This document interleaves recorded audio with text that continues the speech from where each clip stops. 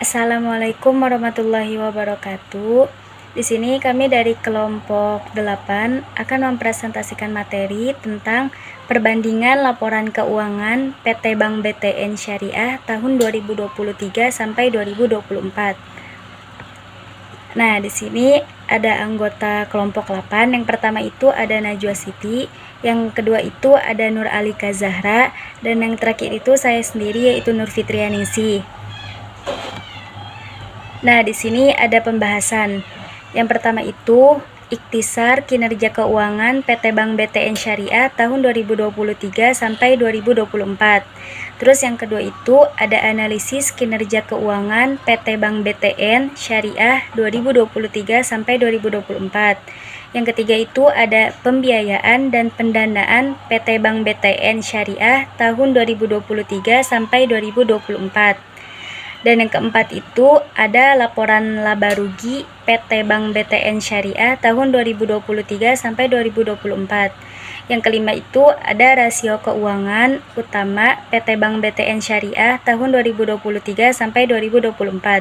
Dan yang terakhir itu ada kesimpulan. Nah, terus ke materi yang pertama itu ada ikhtisar kinerja keuangan PT Bank BTN Syariah tahun 2023 sampai 2024. Nah, di sini kan ada tabelnya ya. Nah, di dalam tabel itu yang pertama ada aset. Nah, di dalam aset itu ada yang namanya kas.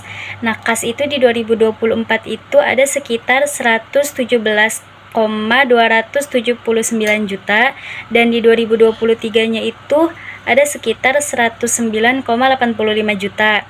Nah, di sini mengalami peningkatan sekitar 8 miliar yang menunjukkan likuiditas yang baik dan kemampuan Bank BTN memenuhi kebutuhan transaksi hariannya. Terus yang kedua itu ada penempatan Bank Indonesia. Di 2024 itu ada sekitar 4,530 miliar 152 juta, dan di 2023-nya itu ada sekitar 6,440 miliar 216 juta. Jadi di 2024 ini itu mengalami penurunan dari 2023 yang turunnya itu sekitar 1,91 triliun. Ini tuh terjadi karena pergeseran penempatan dana ke instrumen lain yang lebih produktif atau efisiensi likuiditasnya. Terus ada penempatan pada bank lain. Di 2024 itu ada sekitar 201 juta, dan di 2023 itu ada 200 juta. Nah, di sini itu keuangannya itu kondisi keuangannya stabil. Selanjutnya itu ada surat berharga yang dimiliki.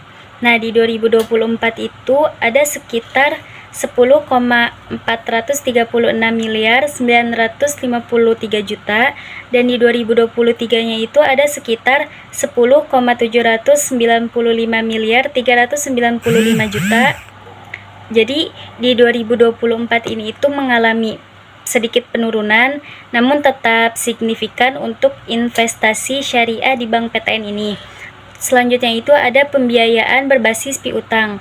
Nah, di 2024 itu ada sekitar 37,852 miliar 489 juta, dan di 2023 itu ada sekitar 32,488 miliar 789 juta.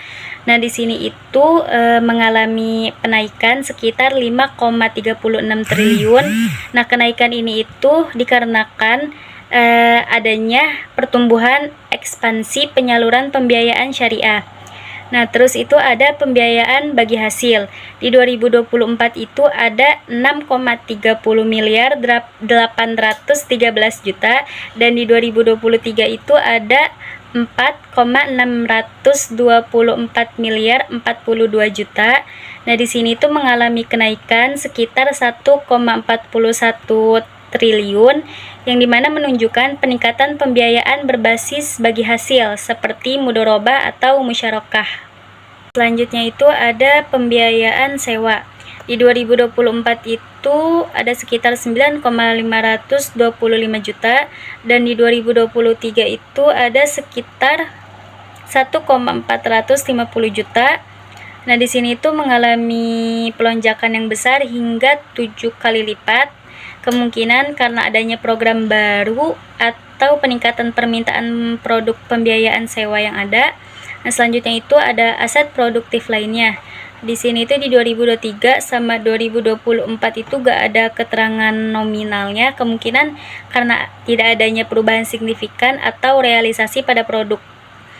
Terus selanjutnya itu ada cadangan kerugian penurunan nilai aset produktif. Di 2024 itu ada sekitar minus 1,329 miliar 259 juta, dan di 2023 itu ada sekitar minus juga 1,400 miliar 430 juta. Nah, di sini itu mengalami penurunan sekitar 71 miliar, menunjukkan penurunan resiko kredit yang bermasalah atau perbaikan kualitas portofolio pembiayaan.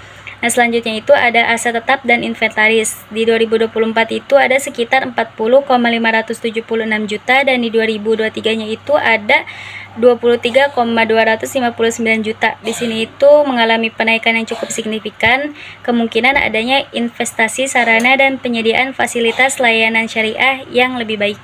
Terus di sini itu ada aset non produktif. Nah, di sini di tabelnya itu di 2023 sama 2024-nya itu gak ada keterangan nominal. Terus ada aset lainnya. Di 2024 itu ada 2,872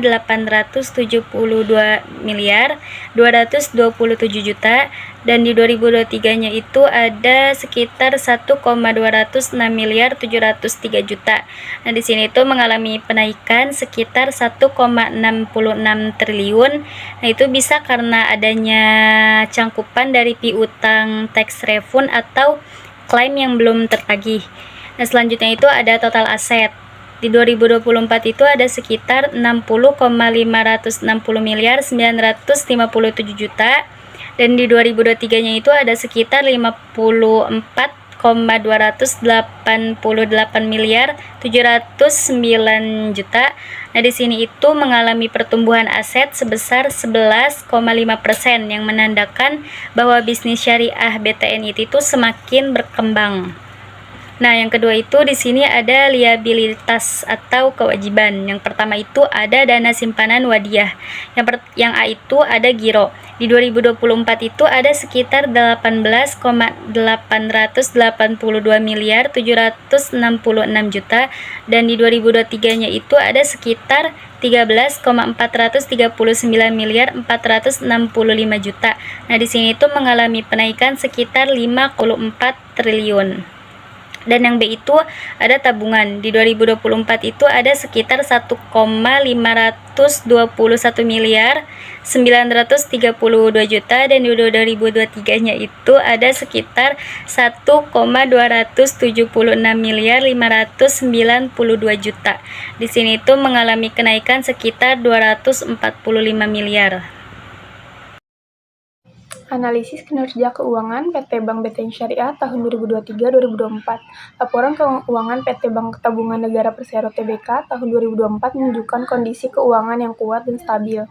Total aset mencapai 469,6 triliun, naik dari 438,7 triliun tahun sebelumnya, dengan liabilitas 437,04 triliun dan ekuitas 2,57 triliun. Laba tahun berjalan meningkatkan menjadi 872,4 miliar dari 702,3 miliar, menandakan peningkatan profitabilitas.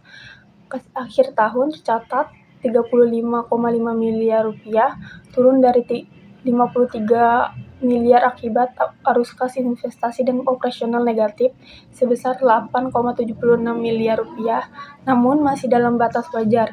Secara keseluruhan, bank mempertahankan struktur keuangan yang sehat dengan rasio modal memadai dan laba berkelanjutan meski menghadapi risiko pasar dan penurunan nilai aset keuangan sebesar 1,1 miliar rupiah yang tergolong kecil. Pembiayaan dan pendanaan Bank BTN Syariah tahun 2023 sampai 2024. Berdasarkan laporan keuangan pembiayaannya pada 31 Desember 2024, pembiayaan keuangan syariah tercatat sebesar 88,55 triliun rupiah, meningkat dibanding 81,71 triliun pada 31 Desember 2023. Hal ini menunjukkan pertumbuhan portofolio pembiayaan bank dari tahun 2023 ke 2024. Pembiayaan tersebut sudah meliputi berbagai produk termasuk pembiayaan bagi hasil, sewa, dan lainnya sebagaimana tercantum pada bagian laporan posisi keuangan. Pendanaan, dana pihak ketiga termasuk dana simpanan, tabungan, dan giro merupakan sumber utama pendanaan bank pada 31 Desember 2024. Total dana pihak ketiga mencapai sekitar 46,8 triliun meningkat dari sekitar 43,4 triliun rupiah di tahun 2023. Dana tersebut digunakan untuk menyalurkan pembiayaan dan mendukung aktivitas operasional bank. Jadi perbandingan tahun 2003 dan 2024 ada peningkatan baik dalam jumlah pembiayaan maupun dana pihak ketiga, menandakan keberlangsungan pertumbuhan dan stabilitas pendanaan bank. Jadi di sini saya akan menjelaskan laporan laba rugi PT Bank BTN Syariah tahun 2023 sampai 2024. Pada periode Januari sampai 31 Desember 2024, PT Bank BTN Syariah mencatat pendapatan bunga sebesar 29,55 triliun, meningkat dari 28,27 triliun di tahun 2023. Namun beban bunga juga meningkat signifikan dari 14,65 triliun menjadi 17,85 triliun, sehingga pendapatan bunga bersih mengalami penurunan menjadi 11,70 triliun dibandingkan 13,62 triliun pada tahun sebelumnya. Pendapatan dan beban operasional lainnya mencatat kerugian sebesar 10,27 miliar pada tahun 2024, memburuk dibandingkan kerugian 3,97 miliar di tahun 2023. Yang salah satunya dipengaruhi oleh penurunan nilai aset dan beberapa kerugian lain seperti kerugian penurunan nilai aset keuangan dan biaya promosi beban operasional seperti konsisi atau provinsi, beban tenaga kerja, dan beban lainnya juga relatif meningkat. Meski demikian, bank mencatat laba operasional sebesar 3,85 triliun meskipun lebih rendah dari 4,47 triliun pada tahun 2023 setelah memperhitungkan pendapatan dan beban non-operasional serta pajak penghasilan. Laba bersih tahun berjalan mencatat 3 triliun, turun dibandingkan 3,5 triliun tahun sebelumnya. Laba bersih saham menunjukkan korelasi yang sama, yakni 2,14 di tahun 2024, turun dari 2,49 di tahun 2023. Selain laba rugi, terdapat juga penghasilan konversif lain yang termasuk keuntungan dari evaluasi aset tetap dan penyesuaian lainnya yang pada tahun 2023 menghasilkan angka negatif 2,14 miliar dibandingkan keuntungan 3,47 miliar tahun sebelumnya. Hal ini berdampak pada total laba rugi konversif tahun berjalan yang turun menjadi 2,79 triliun dari 3,8 triliun di tahun 2023.